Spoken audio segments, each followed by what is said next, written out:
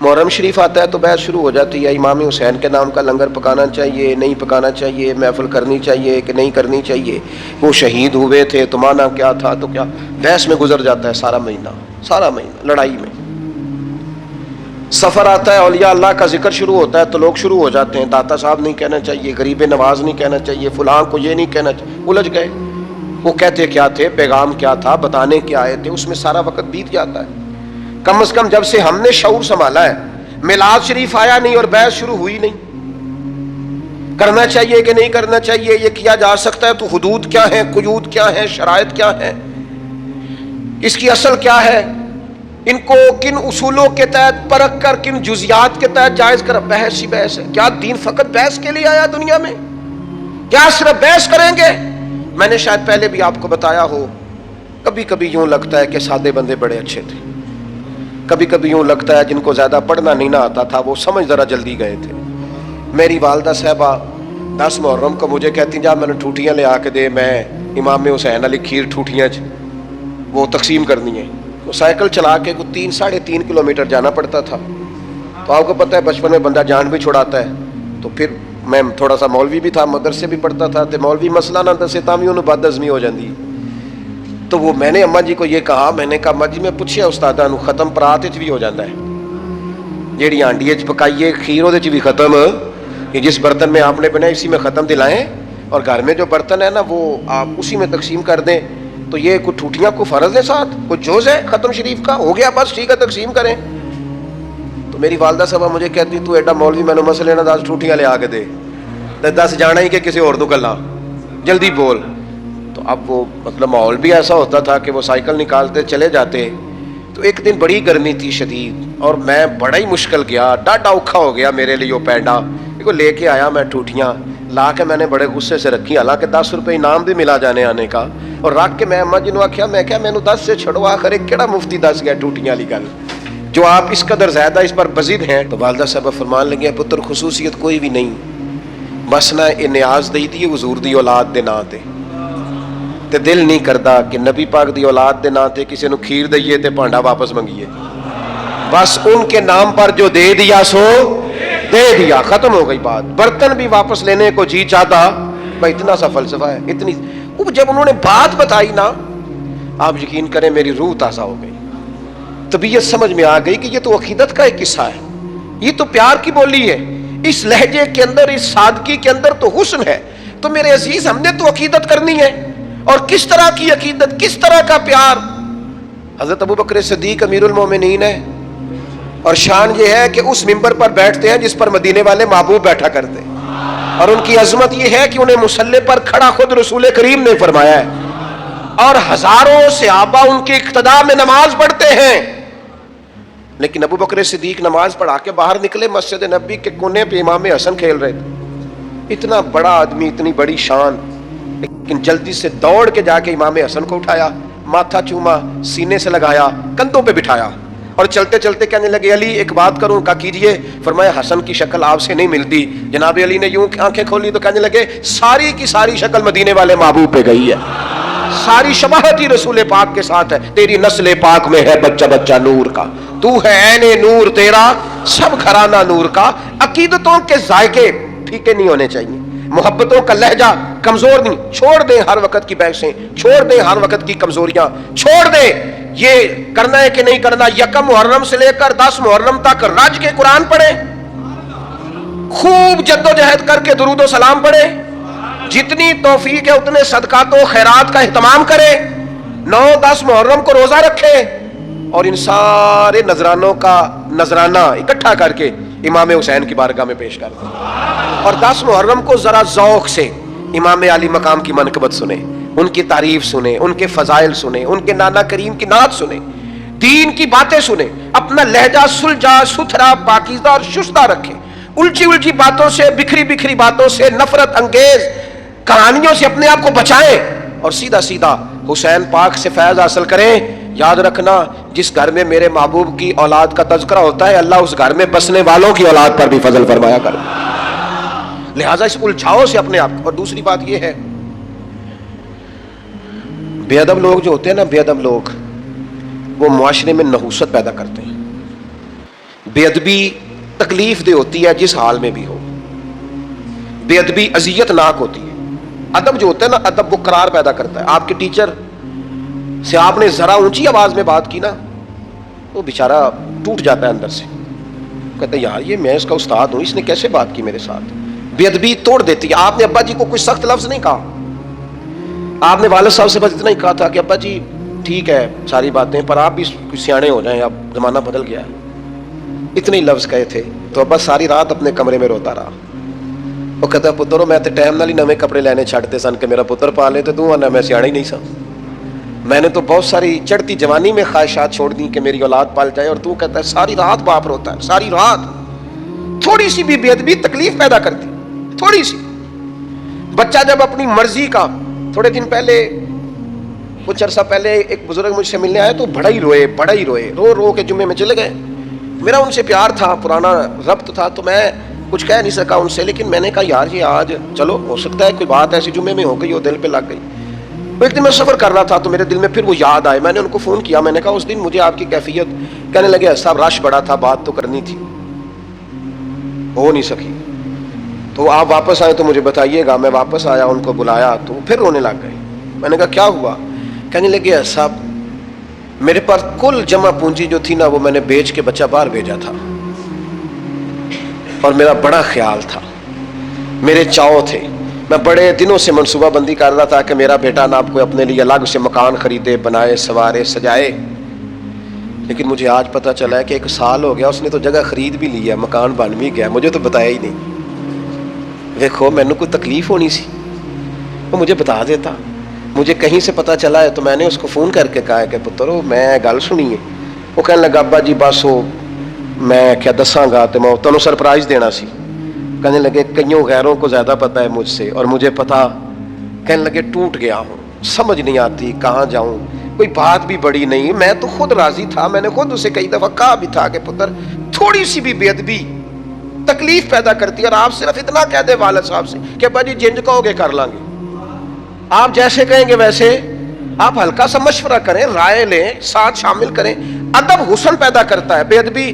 آپ آ رہے تھے بڑی بازاروں میں بیٹھ کے اپنے گاؤں، اور آپ کا ٹیچر جو تھا میٹرک PTC جس نے پرائمری میں پڑھایا تھا وہ سائیکل پہ نکل رہا ہے آپ کے گاؤں سے باہر، اور رستے میں ملاقات ہو گئی۔ آپ جب بازاروں سے نیچے اترے استاد جی کو سلوٹ کیا اور کہا استاد جی یہ سائیکل یہاں کھڑا کریں، میں گاڑی پہ چھوڑ کے آتا ہوں۔ استاد جی نے جانا سائیکل پہ ہی ہے، لیکن دعائیں بڑی دینی ہے، پتر اللہ تینوں اور رتبہ دے اور بلندی دے۔ لیکن دوبارہ جب استاد سائیکل پہ بیٹھتا ہے تو اسے محسوس ہوتا ہے میرا سائیکل پجاروں سے مہنگا ہے، اس لیے کہ پجاروں والا تو ادھر کے سلوٹ کر رہا ہے۔ یہ جو ادب ہوتا ہے نا، ادب یہ حسن پیدا کرتا ہے، یہ جو بے ادبی ہوتی ہے یہ تکلیف پیدا کرتی ہے۔ یاد رکھنا زندگی میں مر جانا، پر کسی صحابی کا یا حضور کی اولاد پاک میں سے کسی کی بے ادبی نہ کرنا، کسی شخص کے بارے میں اپنے لفظوں کو کمزور نہ کرنا۔ یہ معمولی لوگ نہیں ہیں، یہ وہ لوگ ہیں جنہیں اللہ نے محبوب کی غلامی کے لیے چنا ہے۔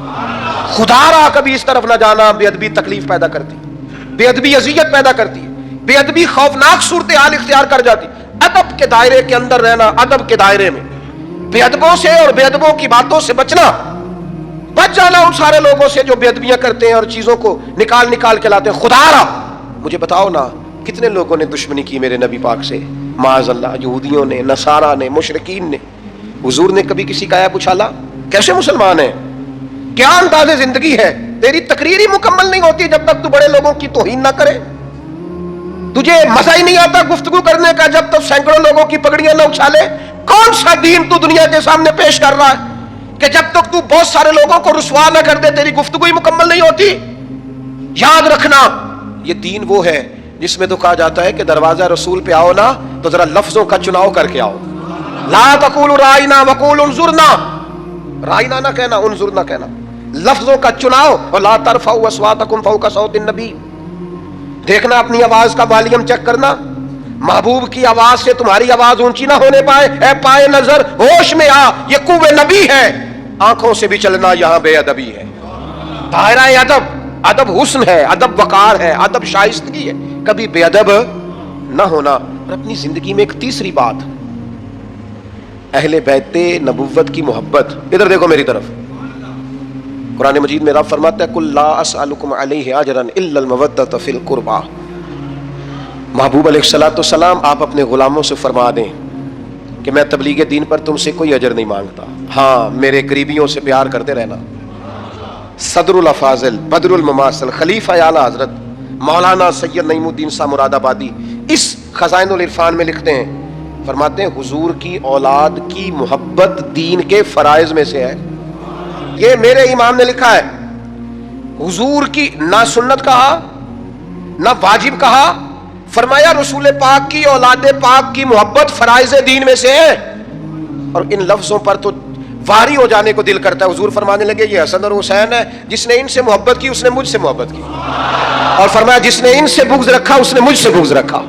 ان کی محبت میری محبت ہے، ان سے عداوت مجھ سے عداوت ہے. اپنے انداز کو پیار والا بنائے، آپ کی طبیعت سے ان کا پیار چھلکے، یعنی ظاہر ہو کہ آپ ان سے محبت کرتے ہیں. وہ آپ نے دے دیا ایسے لوگوں کے ذمے جن کا یہ کاروبار ہے، جو تجارت کرتے ہیں ان ناموں پر، جو پیسہ کماتے ہیں. مجھے کیا لینے دو، محرم آیا تو کچھ لوگوں کا سیزن آیا، پھر ربیع الاول آئے گا تو کچھ لوگوں کا سیزن آئے گا. یہ سیزن ہے، وہ قربانیاں دے گئے اور تم سودے کرتے پھرتے ہو. یہ تم نے ریٹ ڈالا ہے، میں خیال نہیں آتا تذکرہ کس کا ہے، اور تم باتیں کیا کرتے ہو. یہاں تم ان کی قربانیوں کا ذکر کر رہے ہوتے ہو اور اسٹیج کے پیچھے تم پیسوں کی گنتی کر رہے ہوتے ہو. یہ معیار بنایا تم نے. کیا کہا تھا قرآن مجید نے کہ میری آیتیں سستے داموں نہ بیچ ڈالنا، اور تم نے سودا بھی کیا تو کیا کیا. پر مصیبت اور بھی ہے نا ایک، آج ہمارے زمانے کی ایک بہت بڑا مسئلہ یہ بھی ہے. وہ کہتے ہیں پیر صاحب اگر پیسے نہیں لیتے ہو تو روٹی کیوں کھاتے ہیں؟ یہ بھی بتاؤ یہ روٹی کیسے کھاتے ہیں؟ وہ بھائی نظر نذرانے کی مخالفت نہیں، وہ تو نبی پاک علیہ السلام نے حضرت عمر کو دیا تو جناب عمر کہنے لگے حضور نہیں لینا، تو حضور فرمانے لگے جو بن مانگے، یہ بخاری کی حدیث ہے، فرمایا جو بن مانگے ملے وہ تو اللہ کی طرف سے ہے، اس کی مخالفت ہی نہیں. لیکن سوال تو یہ ہے کہ یہ تجارت تو نہیں نا، یہ آپ کا بزنس تو نہیں نا، آپ نے کوئی کاروبار تو نہیں نا اس کو بنا لی. آپ جو ریٹ کرتے پھرتے ہیں یہ کیا معیار اور کیا سٹیٹس آپ نے بنایا؟ بہت بڑا بزنس مین اتنا مال نہیں کماتا جتنا تم کماتے ہو، اور تم نے سیزن بنا لیا ہے. اور قوم بھی پسند کرتی ہے، بندہ فیمس ہونا چاہیے، بندہ کو تھوڑا سا نا مشہور ہونا. میں اپنے بارے میں 100 دفعہ کہہ چکا ہوں کہ دین کا کوئی چھوٹا سا نوکر سمجھ کے کبھی دعوت دے لیا کرو، مشہور آدمی سمجھ کے نہ بلایا کرو.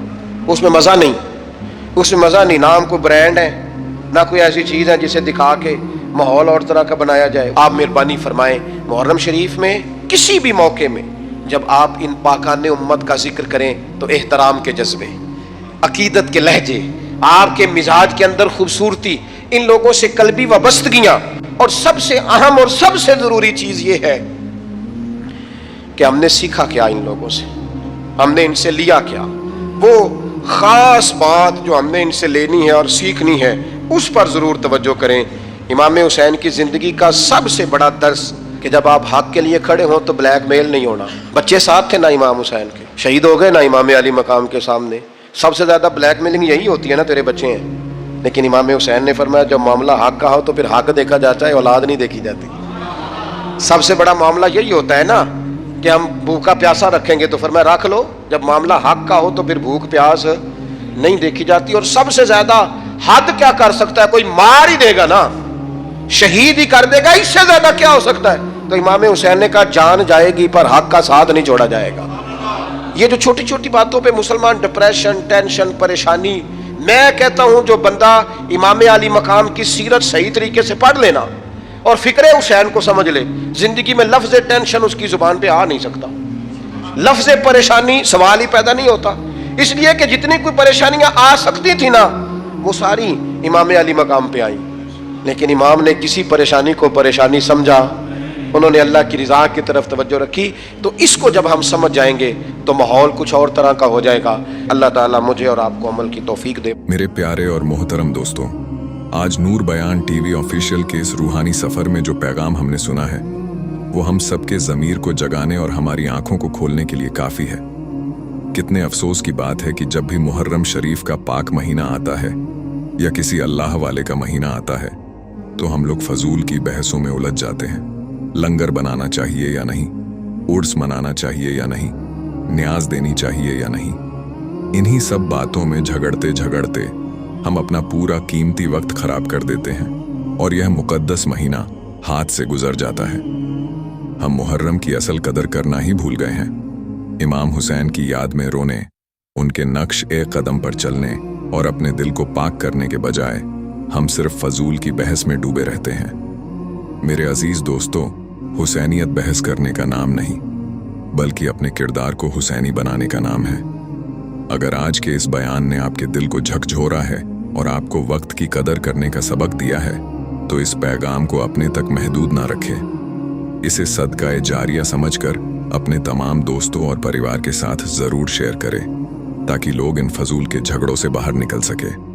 कमेंट बॉक्स में पूरी अकीदत के साथ या हुसैन लिखकर अपनी हाजिरी जरूर लगाएं। ऐसे ही हक और सच बयां करने वाले, दिल को छू लेने वाले बयानों के लिए नूर बयान टीवी ऑफिशियल को सब्सक्राइब करना बिल्कुल ना भूलें। अपनी खास दुआओं में हमें याद रखिएगा। अल्लाह हाफिज।